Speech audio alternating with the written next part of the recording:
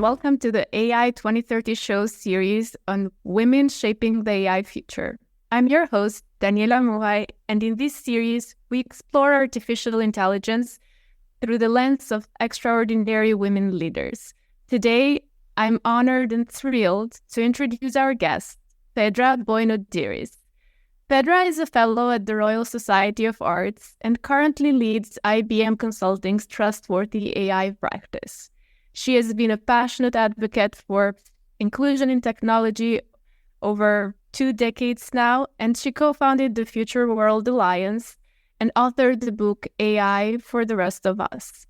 Phaedra has been recognized globally for her work, including receiving the UN's Women of Influence in STEM and Inclusivity Award.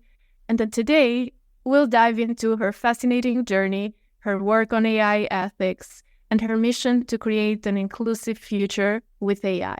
Welcome, Phaedra. It's an honor to have you here today. Oh, the pleasure is all mine, Daniela. Thank you. Great. So we'll go ahead and get started. So you've spent much of your career advocating for inclusivity and ethical practices in technology.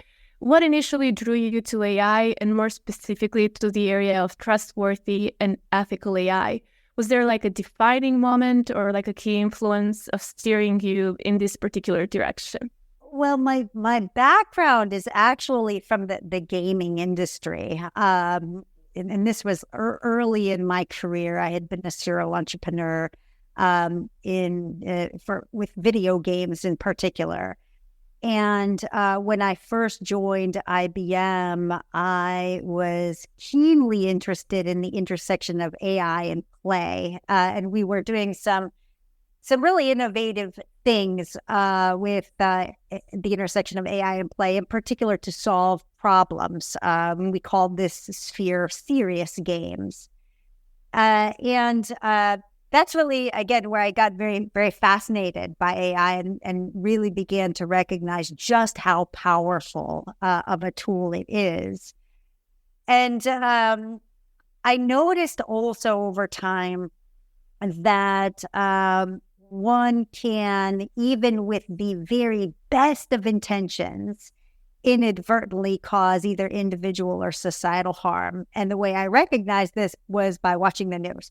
Initially, by seeing or witnessing organizations who used AI for explicit malintent, but then quickly recognized, again, by watching the news and consuming literature, that there are plenty of examples where organizations had the very best of intentions and ended up causing inadvertent harm.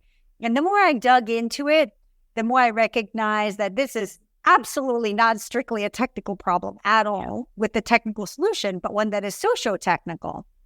And as we all know, the hardest part of any socio-technical problem is the social part. It is the social part, which is, why I have devoted the last several years of my career to really helping clients understand what does it take in order to be able to know how do you responsibly curate AI. And it's been such a fascinating journey and really, really fulfilling.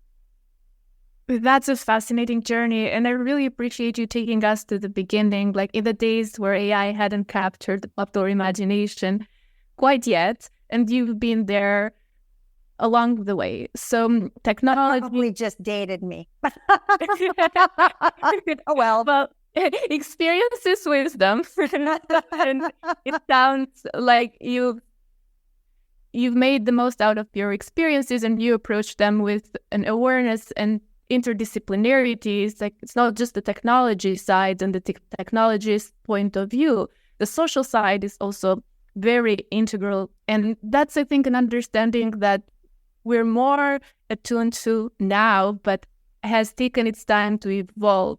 So I'd very much hear your thoughts on, the evolution of AI, but also our understanding of AI and how your own personal views and professional views on ethics and inclusion have changed over time. Because we use the same terms, but they didn't necessarily mean the same thing throughout the evolution of the technology itself.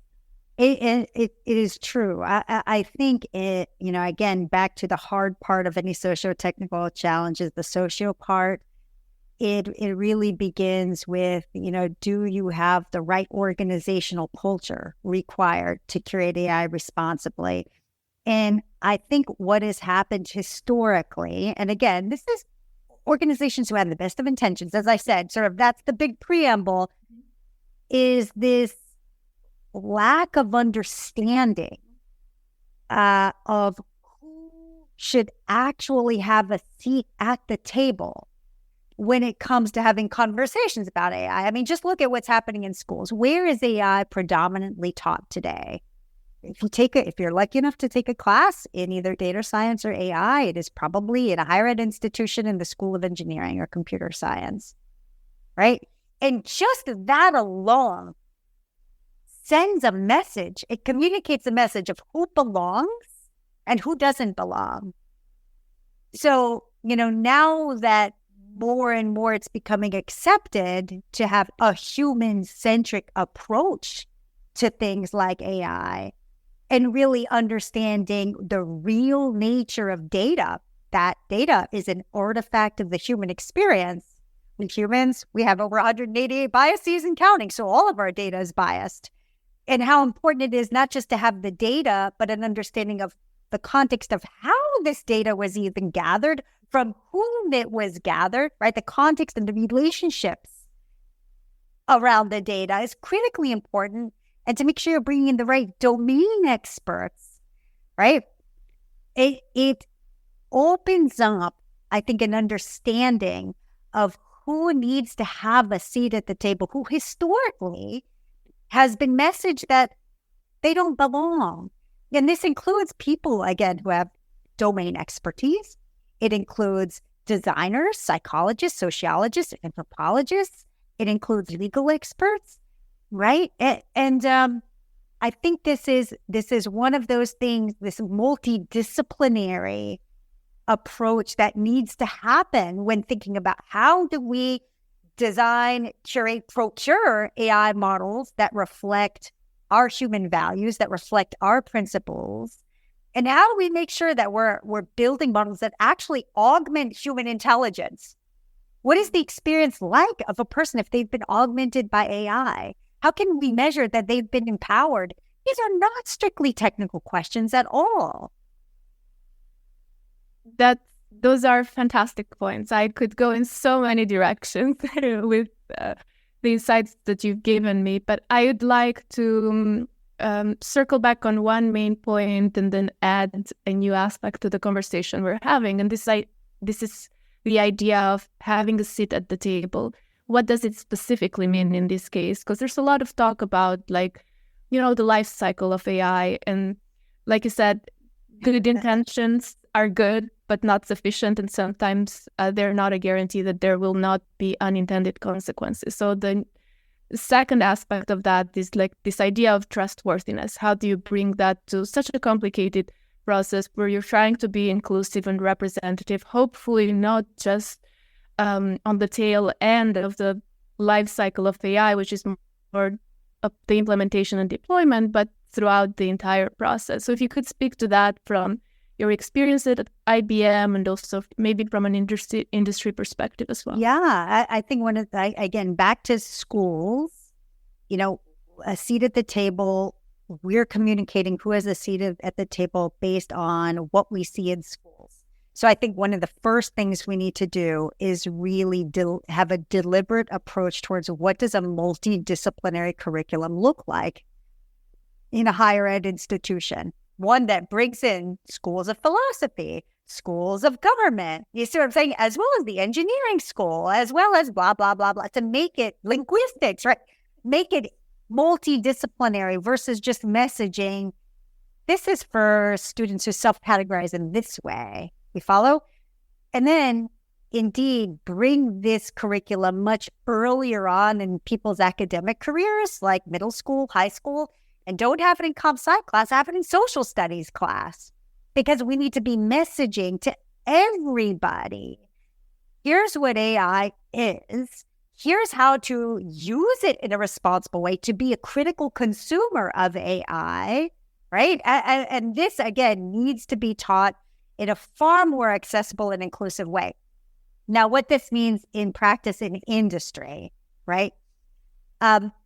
Something that we have done, that we are doing within our own practice, is we're finding that a number of clients that have been developing AI models, or they're interested in starting their AI journey, currently don't have an AI governance framework in place, right? But they may have like 6 models that have been in production for years, but they don't have a governance framework. They don't use tools to audit their models. They don't have an AI ethics board. They don't have processes to determine disparate impact. They're not keeping track of regulations, et cetera, et cetera, et cetera, et cetera. So one of the things that we're doing, again, to underscore my point about like what happens on the ground with seats at the table, is offering applied training to clients where we say, okay, not only over the span of 3 months are we going to be teaching those who've expressed interest in governing your models, like to work through with you, how do you determine which are those principles that are tactical for your organization so you can see those principles reflected in your AI models, but what are those functional requirements, that those features and functions that you expect to see in those models to reflect that value, and the non-functional requirements, which means those requirements for the systems around those models. So we do that with the AI governance folks. And then after we do that training, we work with teams who are already working on use cases or already have been told, go procure these particular AI models to do these things, right? And then we work with them on like, how do you make sure that investment is actually aligned to your organization strategy? How do you approach assessing the risk for such a model holistically? How would you mitigate that risk? We give them an introduction to fact sheets and how to generate one in an interpretable way, introduction to audits and how to interpret the results of those audits. And when we do those applied training workshops, same thing with across the AI governance board and the teams working on these AI models, we say, bring the most diverse group of people in your organization to do this with us, because not only do we need people who reflect different genders, race, and ethnicity, but earnestly, people have different lived world experiences. Because when you start to think about, human-centric design and is this augmenting human intelligence, you desperately need people who have that different lived world experience to bring that experience to the table as you're thinking through what are the features and functions you're going to need to put in place in order to mitigate the risk, and you're using this AI model in an appropriate way that indeed augments people. That's fascinating, Phaedra. I love this idea of like the efforts in education to make sure that even if you're not a producer or creator of AI, you're a conscious consumer, because it is proliferating almost every aspect of our everyday lives. And the same way maybe that you read the food labels or the side effect warnings, like a similar approach of conscious consumption and application towards AI is warranted as well. So I love the way you put it. And also this idea of integrating and data and evaluating and auditing the processes and the products that you're putting in place. And there's definitely a bit of a tension there in terms of like, as you said, it's a complicated process, bringing everyone together and making sure that all these different lived experiences are included. And oftentimes there's this perception that when it comes to AI, data is quantitative, but everything you've mentioned is also data. And that's also important. So how, in your experience, especially from like a corporate perspective as well, how do you balance this tension between speed in a fast evolving area with the need to make sure that your processes are trustworthy and responsible? Well, one of the things we talk about is if you want adoption on your AI investment, you're going to need to be thinking about what does it take to earn people's trust? And you need to be thinking about what is the human experience as people are using these models. And again, it goes back to, you don't want to lose money on your investment, right? You want people to trust the models enough to want to use it, or to have a delightful experience using the models, right? Else you're going to lose your money. And so it's not just a message of you need to be doing good things in the world, but also you don't want to be losing your money, right? And so by characterizing it in this way, we explain, like, here's why it is worth the investment. And indeed, the World Economic Forum last spring also published, quite a bit on this subject about how any organization, no matter what the size, if you are building AI models or you are procuring a lot of different AI models, you need to have some kind of a governing body in place that is centered around human values to make sure that those human values are being reflected in your AI models. So it's, don't just take my word for it. I mean, many are publishing about the return on investment for efforts being done on the subject of AI ethics and governance. And just a quick plug.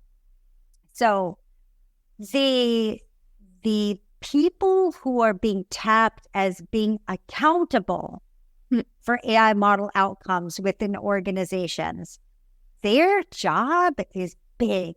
Their job is big and it's expanding. And I just want to call this out because I think this is really important. One of the first things that these people have to do is get value alignment. And what that means is they need across all of the C-suite and the business leaders within their organization to align around why it's important to have a governance framework in place versus being perceived as a hurdle. And this is why boards of directors are getting involved, why CEOs need to be involved, because this value alignment is really, really key. Secondly, not only do these individuals have to start figuring out, like, I got to keep track of inventory. I need an inventory system to even know what are we buying, what are we building, right? So I can have eyes on what we're doing with AI. They also have to keep track of the regulatory environment, right? But then there's a recognition that you can have AI models be lawful but awful. So their purview has to span beyond regulatory. It's beyond just making sure you're governing these models in a way that's compliant. You have to push into ethics. And anytime you push into ethics, that means you have to be a great teacher. You have to be a great teacher because we are not teaching this subject in engineering schools to people developing these models, because that's considered the humanities. Do you see why this all goes back to like, what are we teaching in school? Absolutely. Yeah. So these leaders, they're now responsible for AI literacy programs. And in order to teach, again, those governing the models, designing, developing, and procuring the models, to know how do you build models in a responsible way. It's a big job. And these people, earnestly, they need funded mandates to do this work. And it's not a small amount of work. It's a growing amount of work. Well, you certainly underscore the sheer scope and scale of what needs to be done. And I love the phrasing of funded mandates, that it's not just about the strategy or the regulation or the mandate. The resources are needed, and you have to start thinking about the resources early on, both financial and non-financial, and this idea that there is a disconnect in terms of the way we teach, the way we learn, and then the way that the real world works. And if we do want trustworthy AI to be an integrated part of our business models and our policy models, then we have to overcome maybe some of our own assumptions and perceptions as well. Like I like the way you treated this idea of like trustworthy AI is not just an argument of doing good. It's an investment, and doing well from a company's perspective and doing good are not necessarily mutually exclusive. They can actually enhance each other. And I do want to follow up on this point of like companies are trying to figure things out, like in terms of what AI is, what does it mean, how do you do it in a responsible way? And on the other hand, regulators are trying to figure out what the landscape looks like. How do you safeguard the technology, development, implementation, unintended impacts? How can they work together? Because obviously neither side can do it alone, because there are influences and inputs at play from both sides. So have you seen any best practices or any examples of like, please stop doing that because it's not going to lead us towards a reality that's mutually beneficial for both sides, or is going to have another, we're going to have another scenario of like good intentions and many unintended consequences? Do you mind rephrasing your question? I want to make sure I understand the intent behind it. Yes, absolutely. So like I will put it in a different way. So there's an increasing global attention on AI regulation, particularly as it relates to ethical practices that's a lot more mainstream than it used to be. And from your perspective, what should the role of governments or policymakers be in setting standards for trustworthy AI, and how can industry work with regulators to ensure that AI is developed in a way that benefits them, but also benefits society? So over the course of this interview, I've been talking a lot about AI literacy and education, because again, there's as much as there is to learn on this subject, there's a lot that needs to be unlearned based on what I said about who's had a seat historically at this table. So an interesting pattern that I've been seeing with respect to government, there's actually two patterns that I want to make sure I broach. One is there are several states here within the United States that have established centers of excellence for responsible AI. This includes New York, Texas, California. And these centers of excellence is a consortium of government agencies, plus academic institutions, plus private industry, and often nonprofits, to do three core things. One is influence public policy for that state with respect to AI, influence curriculum, and not just within higher ed institutions, but how do we teach this in K through 12? And then detail what are best practices for companies that are important, businesses that are really core to that state, so that they know how do we extract real value from our investments in AI. And what I like about this is it is an open-handed approach, a recognition that we're all in this together and we all have a lot to share with each other. And it's around like, what can we be teaching each other? And that's something that I really appreciate about the structure, the ecosystem approach for the state COEs. Another thing that I've noticed with governments is there is, depending on where you are in the world, very different cultures and feelings about investments in AI.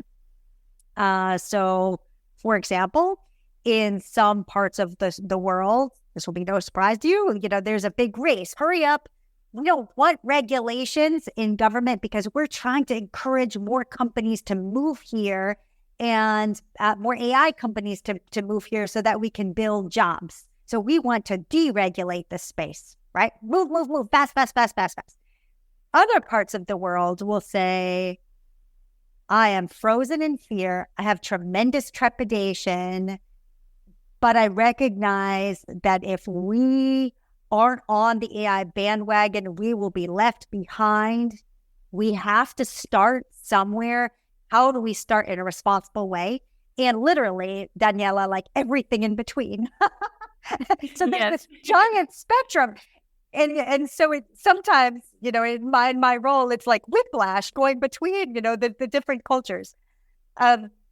So there's different approaches that I would take depending on where groups are sitting on the spectrum. So, for example, for the group that is on that end of the spectrum where they're saying we're frozen in fear, we've got tremendous amount of trepidation, what I tell them is, if there was ever a group I would want to really run towards AI literacy and understanding, in particular to know how to even recognize a responsibly curated AI model, or to and know how to build it, how to buy it, it would be government. That's why I want governments to know this inside out, because they represent us, right? And so then I explain, like, okay, in order to be able to know and glean this kind of literacy, you can't just read books. You can't just watch videos. You actually have to do. So pick a set of low risk, internally facing use cases and start learning. How do I assess for the risk of this model? Like just as I was describing earlier, that applied trading. Yes. So people get practice. Let me generate an interpretable fact sheet. What do I want to share with people? Let me look at this audit. Does this reflect what we had in mind? Because it's by getting the practice that people start to get an understanding. Absolutely. No, the learning by doing, very important. And it's one of those concepts, like you mentioned, that, experiences are heterogeneous. Like not everyone is on the same path when it comes to AI, on the same page and needs the same approach. But there is something universal about learning by doing. It applies to the individual level, to the firm level. It applies to the economy-wide and government level as well. It's like knowledge is important, and putting it to action is where a lot of the real value and learnings come along. So I just wanted to underscore that, because I think it's an important point, and especially as we wrap up our conversation, I do want to pick your brain again on this idea of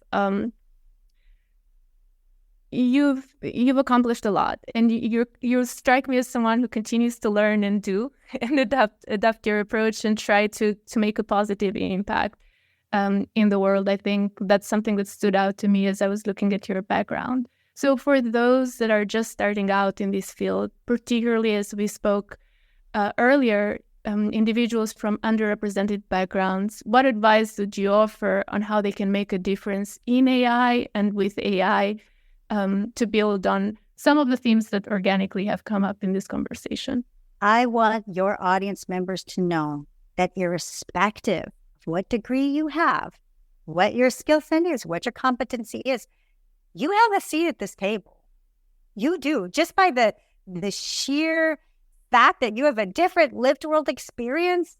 You've got, you're neurodivergent, or you suffer from test anxiety, or you like ... like you actually have like a really important role to play, even if you're just a consumer of AI, much less procuring models or designing, developing, deploying AI models, so that you can understand how to ask really important questions, like who's accountable for this? Who's accountable for the outcomes from this model, right? How much better does this perform compared to a human being? Do I feel like the outputs from this model are unfair? How might I get a human within the loop? Was this model audited? What was it audited for? How often is it being audited? Do they share a fact sheet somewhere? Do I understand what's in this fact sheet? Like, all of this, you belong in that conversation. Absolutely. If you're a domain expert, right? Domain expert in anything, farming, let's say, right? You too have a critically important role, because you could help determine which are the trusted data sets to use in order to be able to train these models as a domain expert, because you will know the context of how this data was gathered and the relationships between this data in order to make sure it's being used in an appropriate way, which imparts knowledge to others. you have a seat at this table. You belong here. This conversation is yours to be part of as well. I think that's a very powerful message, and it's one that offers very practical ways of how one can belong and can contribute, and that's what I really like about it. You've spoken a lot about impact. Are there any particular projects you've worked on or something you're looking forward to starting where you think it's a good example of highlighting what impact could look like? I am so blessed and grateful to do the work that I do because, as I mentioned, it is so fulfilling. and I really want other... It does show, by the way, when you say it. It certainly comes across. It's so humbling and it's so fulfilling and it's so validating. And I wish I could go back in time to my younger self and say, okay, this is coming. This is coming. There are so many projects. Each project is a revelation. It really is so interesting because, again, the hard part is the social part, right? We just finished, there's a project I can publicly speak about, which is an engagement we did out of the state of California, where they wanted to find ways or explore ways in which they could address inequities in traditional skills assessments for kindergarten through 12th graders. And they were saying, there's plenty of research that has come out that says if English isn't your native language, if you suffer from test anxiety, if you're neurodivergent, there could be cultural bias in those questions that are asked in those traditional assessments. There's plenty of reasons why there's inequity. So how could we explore using AI in order to be able to bridge that gap? And we pulled together a think tank. And this think tank included people who English was not their native language. They were neurodivergent. They suffered from test anxiety. We brought in teachers. We brought in students. We brought in domain experts in assessments. We brought in this giant group, as I mentioned, diverse, multidisciplinary group to be thinking through, okay, let's say we're exploring a use case for AI where you are trying to determine a person's ability, a sixth grader's ability to comprehend a passage. And you could have a conversation with this AI agent to be able to explore, like, are they a critical thinker? What about social emotional learning? Like, you could explore a bunch of things through the use of such an AI agent. What would the risks for something like this be? How would you approach mitigating those risks? What are the principles that you would want to see reflected in any AI model that is being used by our children? And it was absolutely fascinating work. Even exploring things like, what would it mean for an AI model to reflect the human value of kindness or growth mindset or agency and data sovereignty? I mean, such interesting and powerful work. And we're going to be publicly publishing the reports for all of this stuff so you can see what the outcomes were. But I will be looking forward to it. This is a fascinating example. And like, it puts all the principles and the approaches you were mentioning earlier, like it puts them in practice in a way. Like, this is how you do it. This is one way of how you can actually do it and test things out. Right. Even before you think about developing or implementing AI in this context. I love that. I think that's very powerful, Phaedra. Any other closing thoughts? I mean, I'd love to hear like what's next for you. Like, what does the future look like? We've learned a lot about the journey and where you are. So if there's anything you want to highlight or any other thing that you think it's important but didn't get a chance to speak to. I think you asked very pertinent questions. We covered a lot of ground. I'm really excited by what I'm seeing with this ecosystem approach. I mentioned the state centers of excellence. I'm really excited by what I'm seeing from some universities who are really being deliberative about a multidisciplinary curriculum. I love that. I appreciate that so much. And I know how hard that can be in academia to pull off. but I've already spoken to several deans who are doing this, and they're doing this successfully, which pleases me to no end. There's so many wonderful examples of groups that are doing the kinds of things that I described.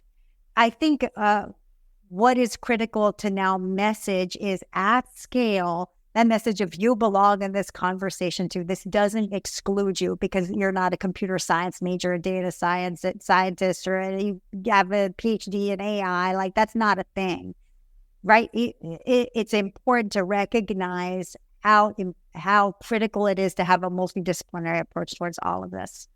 So thank you for your interview questions. This was lovely. Thank you. I mean, there's so much food for thought here, and I love how genuine your description of your journey and what's going on in the field, like good things, but also risks and unintended consequences. I think it's important to provide that holistic approach. And I also really appreciate that this is not just a conversation for the sake of conversation. I personally am walking away with a lot of ideas for things I want to try and do. And I hope that our listeners will share the sentiment. So I really want to thank you for being generous with your time and your insights and for sharing your experience with us today.